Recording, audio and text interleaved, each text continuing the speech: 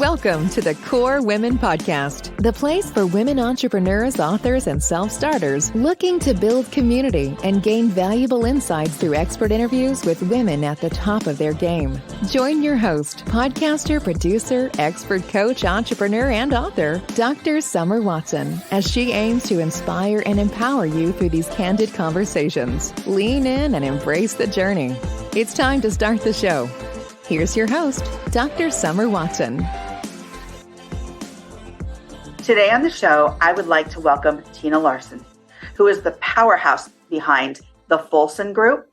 Tina is New York's premier co-op and condo consultant who helps New York City co-op and condo owners increase their property values. She is the author of Living the High Life, How Smart Co-op and Condo Owners Protect Themselves and Their Investment. Tina holds a LEED Green Associate designation and is on a mission to make New York City safer, more sustainable, and more affordable, one building at a time. We have so much to talk about today, Tina, so let's jump right into this and welcome. Thank you so much, Summer. Absolutely, absolutely. Before we delve into your professional background, can you describe your journey thus far in one word? My journey in one word: roller coaster.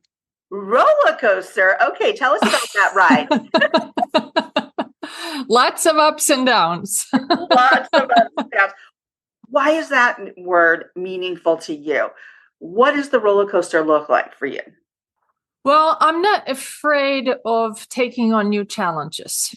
And I have,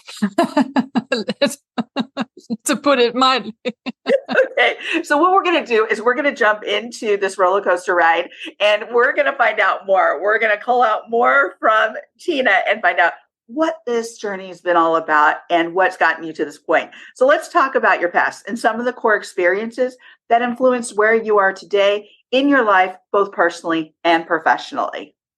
Okay, thank you so much. So when it comes to my background, as you listeners may have already noticed, I have a Swedish accent because I'm from Sweden. And I picked up my stuff and I moved to New York. Wow. So a country girl from the middle of nowhere in Sweden, riding ponies, moved to New York City and lives in Manhattan. So that was one adventure. That's a big one. That's a biggie. That's a big one. And I started working on Wall Street. I went back to school. I worked on Wall Street. I was a business analyst analyzing multi-billion-dollar companies for the sole purpose of investing my clients' money or our clients' money.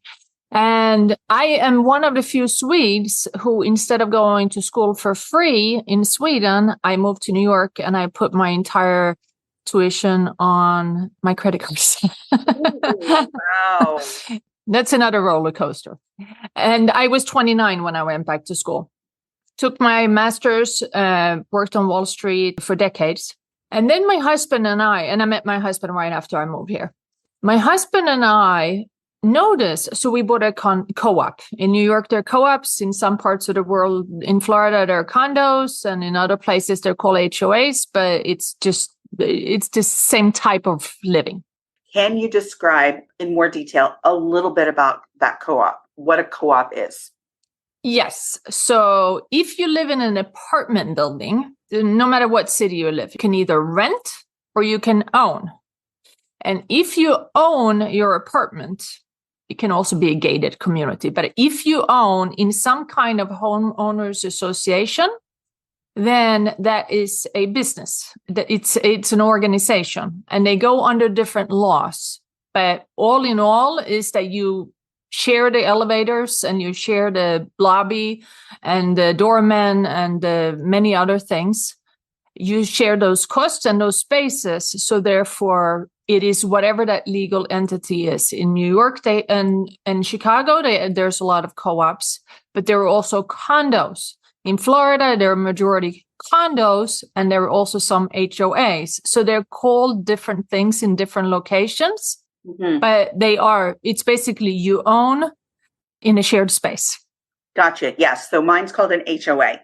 So I own a home in a shared space. In Berkeley, I lived in a co-op. a co-op that was owned by a lot of different, and there were condos owned by a lot of different people. So they called it a co-op. So I get more now, have a better understanding of what you're talking about. And so thank you for describing that. So let's go back to those core experiences that really influenced how you got to where you are today and why this is so meaningful to you. Yes. So what happened was that my husband and I bought a co-op, an apartment in a large building in 2004. And in the beginning, so I had my career, he had his career, and we didn't really pay attention to how it worked. And then in 2010, we got a letter that they were increasing the maintenance, which can be HOA fees or whatever they're called in different organizations. In New York, in a co-op, it's typically called a maintenance. So the maintenance fee was increasing again by 5%. And when we looked back at the records, that had happened 10 years in a row. Wow.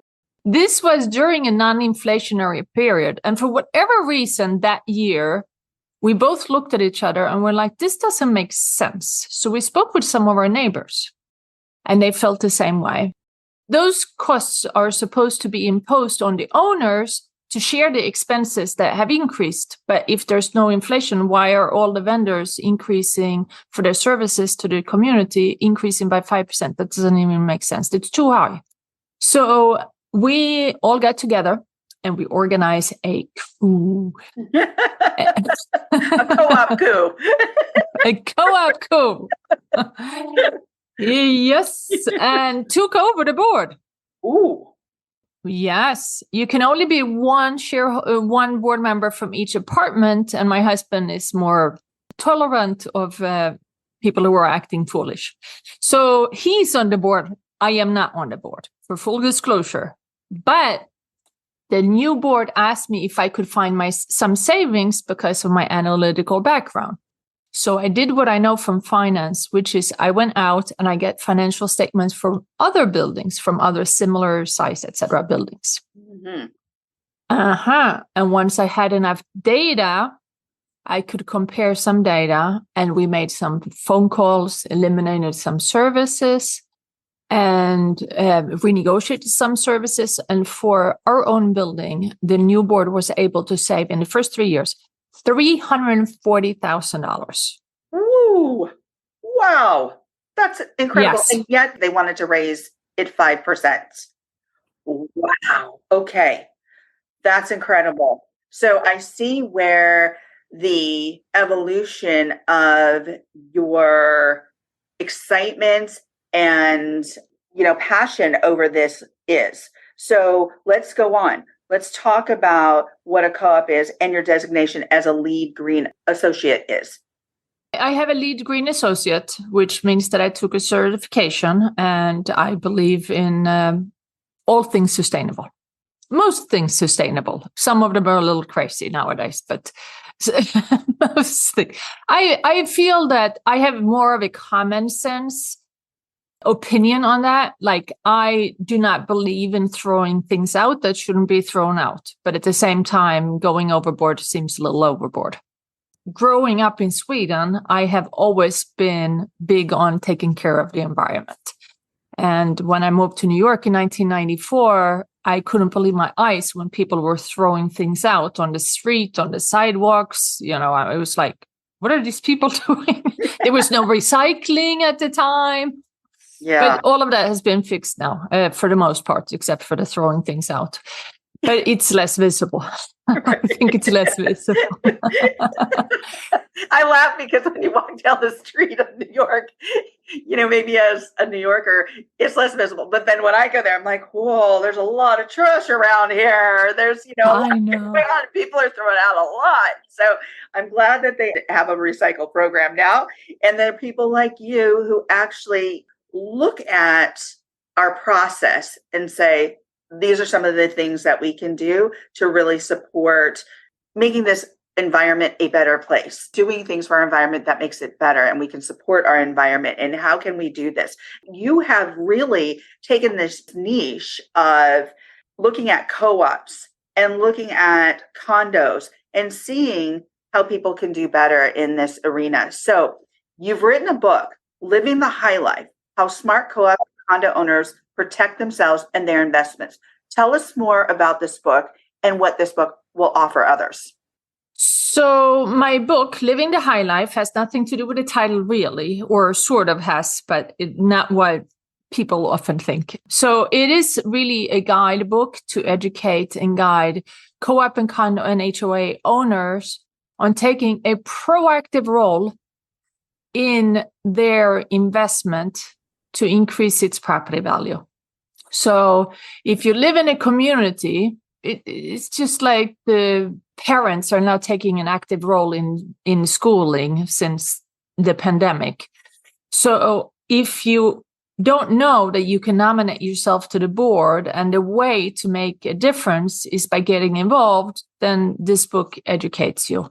It educates you. It guides you not only why you should do it, how to do it. It gives you all the processes, how to get to know your neighbors. A lot of people, they don't want to know their neighbors, or they don't know their neighbors. They don't even know how to start getting to know your neighbors. If you live in a neighborhood where it's a little cul-de-sac and everybody's barbecuing in their backyard, then it's often more of a community than it is in a large apartment building in New York City. Mm-hmm.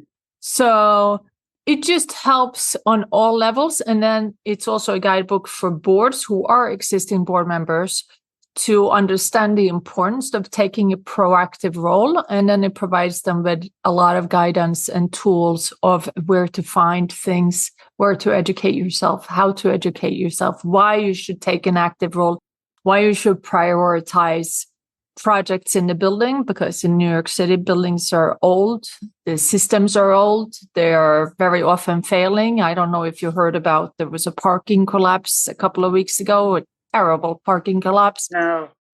That resulted in deaths and injuries. So there was a fire a couple of years ago that was devastating. I mean, there's all of these devastations because people are not taking care of they're doing their best. Now, when it comes to boards, they're volunteers. So they're just owners, they're volunteers. They have a job, they have hobbies. They don't really have time to do this extra thing, right? So having this guidebook gives them a very good start of not at least wasting time. I love that. So it gives them a foundation, and it also helps support efficiency. So it gives those first steps. And you talk about a parking garage or a part of something collapsing. Well, we heard about that in Florida, in that big incident in Florida. That was what planted the seed that I should write the book. Mm-hmm. I went like, this is the absolute worst case scenario of taking a reactive mode, right? Oh yeah, not a responsive, but a reactive after the emergent situation occurred. Absolutely. Yeah. And that was really, and my book actually starts with a terrible, terrible collapse. And because I wanted to set a tone of, it can be done this way, and this is what you need to do, but this is what could happen. And you do not nobody wants that to happen. No, absolutely not. And furthermore, to speak to that, a lot of people didn't know how to get involved or didn't realize what was happening in the building. There were so many variables to that. And yet we saw the outcome of what had happened, which was devastating. I mean, just talking about it now just gives me chills, and it's just so sad, right? And the loss. And so rather than, again, like many things, rather than being in a reactive mode, we can be in a responsive mode where we can do proactive things now to really start addressing these variables that can impact you long term and your quality of life.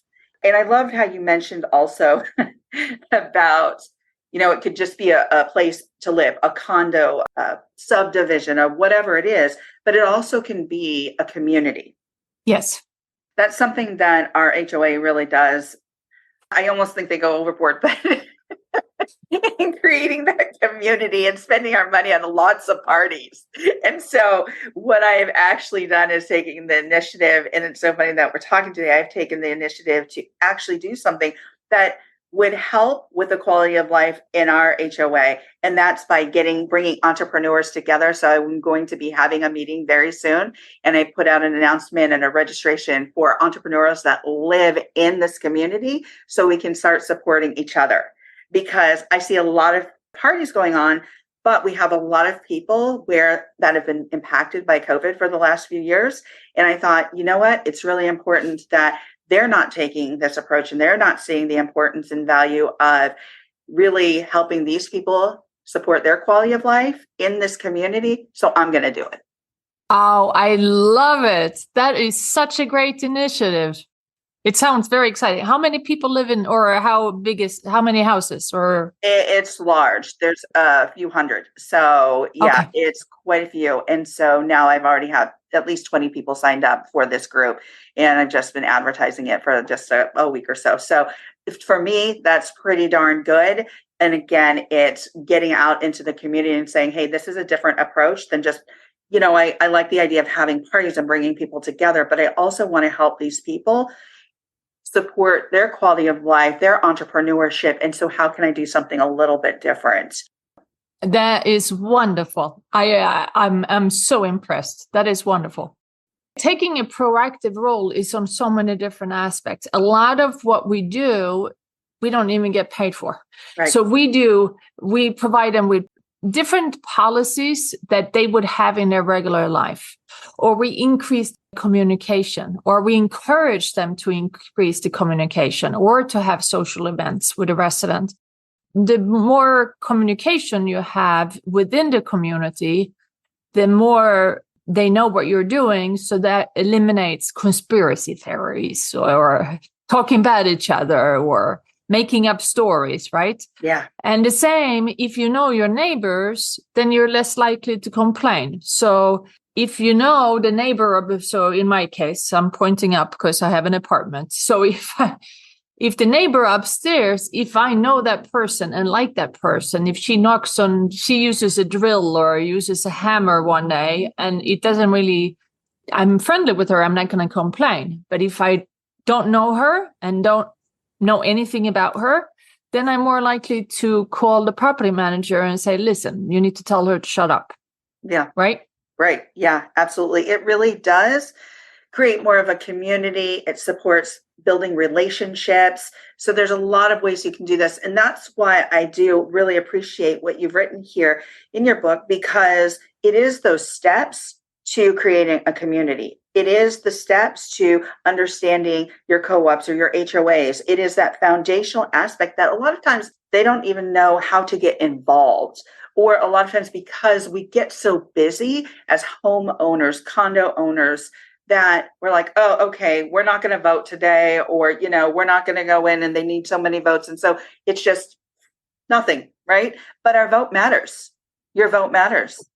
Yes. And people forget about that. Absolutely, Summer. Another thing, though, is that we're thinking outside of the box. So we're looking at all the expenses to reduce the expenses of our clients' buildings, right? Yes. Or communities.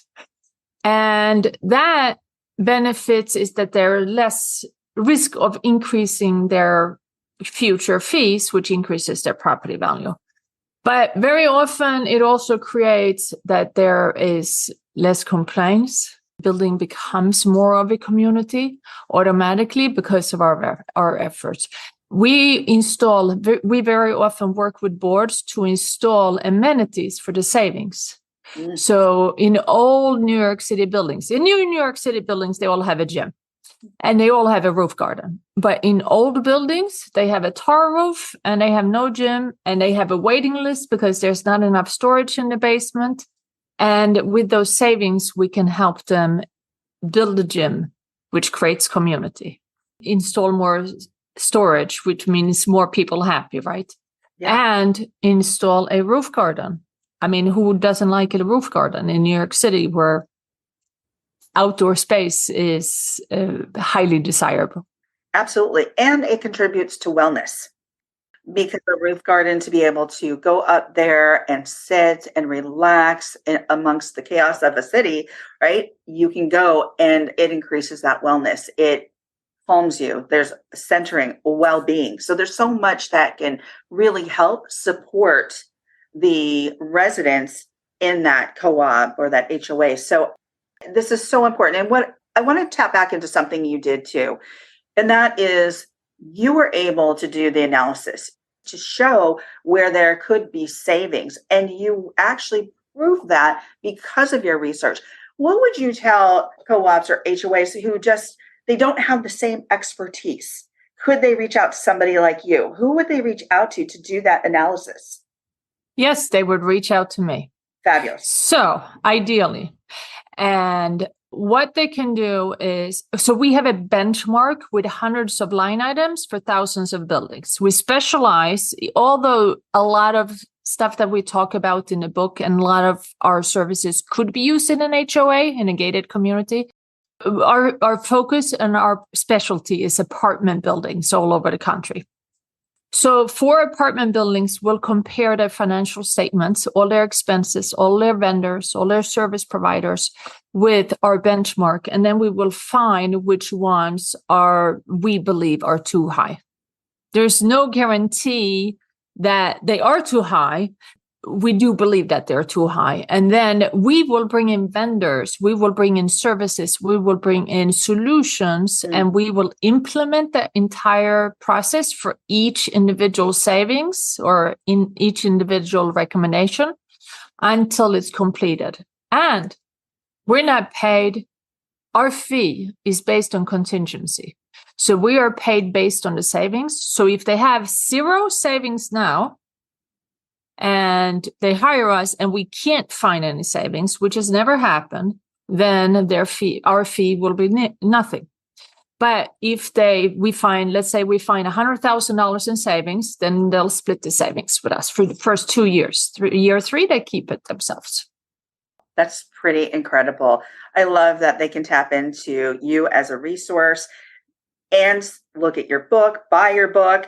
There's multiple resources there. There's multiple first steps. There's multiple ways that can really improve the functioning and process of these co-ops. So we have covered so much today. Thank you for being here. I have a last question. So as we come to the close of the interview, if you were to leave the listeners with some words of wisdom, what would they be? Words of wisdom. Be curious.